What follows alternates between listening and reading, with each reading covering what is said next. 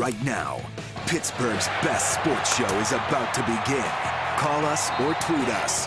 We've got things to talk about on the Ireland Contracting Nightly Sports Call. Thank you very much, Ken. Welcome, everybody, to the Ireland Contracting Nightly Sports Call. I'm your host, Josh Taylor, in tonight for Bob Pompiani. Bob is on the road. He's in Charlotte with Rich Walsh. They are getting you ready for the final game of the preseason tomorrow night, Steelers, Panthers. Tomorrow night, starting at 6:30 over on KDKA-TV. They will have the pregame coverage there with you. Bob and Charlie Batch, former Steelers quarterback, will have the call in the booth.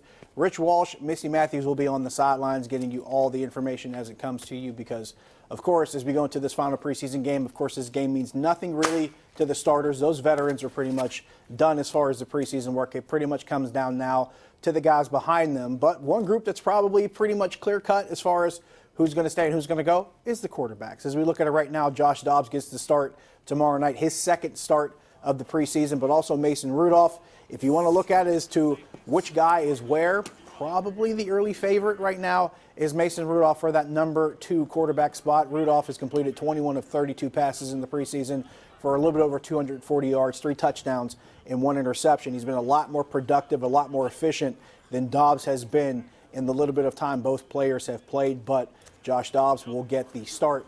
Mason Rudolph will be the backup going into this game. Now, granted, it's also worth mentioning that there's some groups that Mike Tomlin says he wants to see more of. One of those groups is the tight end position. He's not really pleased with what he's seen from the guys behind Vance McDonald, so there's a lot of jobs, that, I should say a lot of guys there for only a couple of jobs to be won.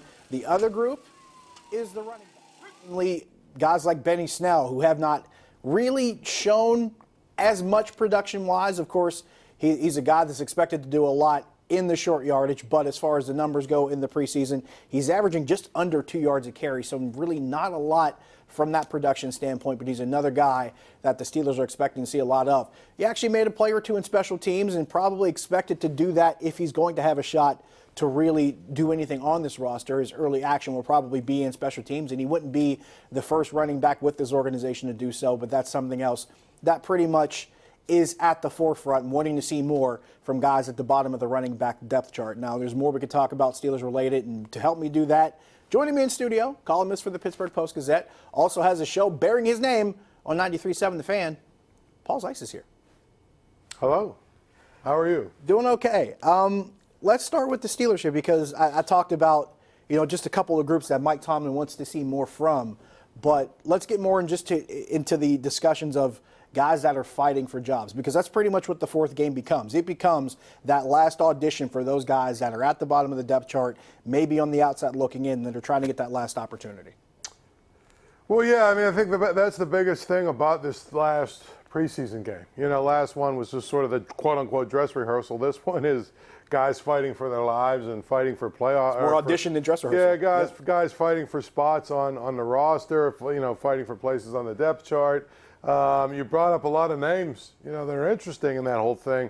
A guy like Bennie Snell is interesting to me because he's, really still an intriguing player that I think has upside, but if and it's camp and it's his first camp, but if you wanted to ask me who's the most disappointing player, I might go with him in this camp. I'm just saying in this camp.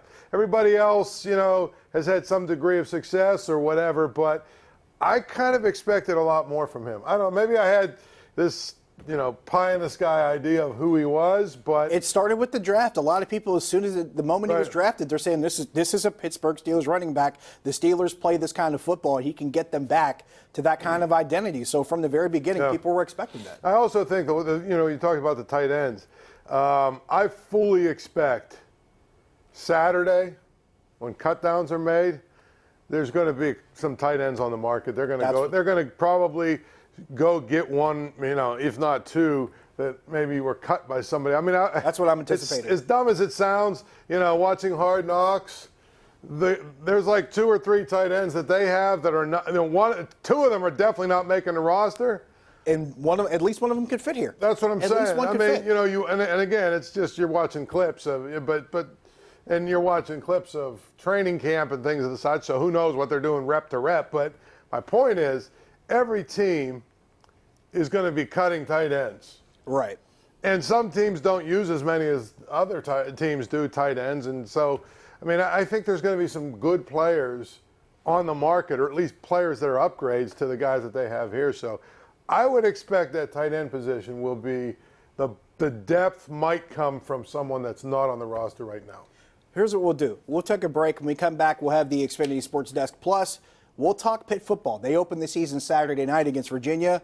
Want to get your thoughts on what you're expecting from the upcoming season from the Panthers. We'll take your phone calls, 412-575-2600. We'll talk Pitt. We'll talk Steelers. Maybe even spring in a little bit of Pirates. Another rough night for the pitching staff out in Philadelphia. Maybe we'll talk about that too when we come back. Phillies just scored again. I'm sure you guys want to talk about it. Phillies just scored again. We'll be right back. Stick around. The Ireland Contracting Nightly Sports Call is brought to you by Ireland Contracting, celebrating 25 years as Pittsburgh's #1 home exterior expert in roofing, siding, windows, and gutters, where honesty and integrity still matter.